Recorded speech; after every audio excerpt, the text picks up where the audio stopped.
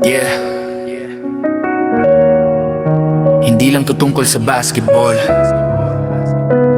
kundi sa laban ng buhay. Let's go! Sa bawat dribble may pangarap na dala. Pawis sa court, walang oras sa reklamo pa. Minsan natatalo, minsan nasa ibaba, pero ang tunay na player bumabangon pa rin pala. Hindi lahat ng tira papasok sa ring, pero bawat mintis may lesson na darating. Di ka susukatin sa score sa dulo ng game, kundi sa tapang mong bumalik kahit nasaktan again. Kapag napagod, wag agad bibitaw. Lahat ng kampyon dumaan din sa kabiguan ng pressure. Ginagawa kang mas matibay, parang diamante na bubuo sa hirap ng buhay. Bola ng buhay, ipasa mo ang tapon. Shoot mo ang pangarap kahit maraming sablay. Defense o problema, wag mong katakutan, dahil ang puso ng mandirigma hindi sumusuko kailanman. Bola ng buhay, tuloy lang sa laban, kahit ubantag na ran hanggang katapusan. Hindi trophy ang tunay na panalo, kundi ang taong di sumuko sa pagkatalo.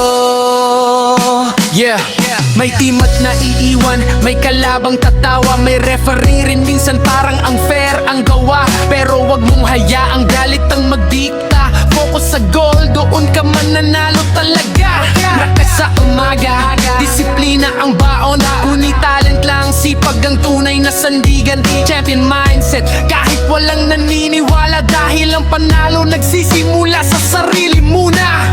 Life is a full court press, don't quit, just give it your best. Every scar becomes your story, every setback leads to glory. Bola ng buhay, hawakan mong mahigpit, huwag mong ibigay ang pangarap sa takot at sakit. Hanggang may tibok ang puso, may laban pang natitira. Isang tira lang ang kailangan para mabago ang eksena. Hindi mahalaga kung ilang beses kang bumagsak, ang mahalaga bumangon ka at lumaban ng tapat. Sa basketball at sa buhay, isa ang aral na tunay. Hindi panalo ang hindi natatalo, panalo ang taong hindi sumusuko.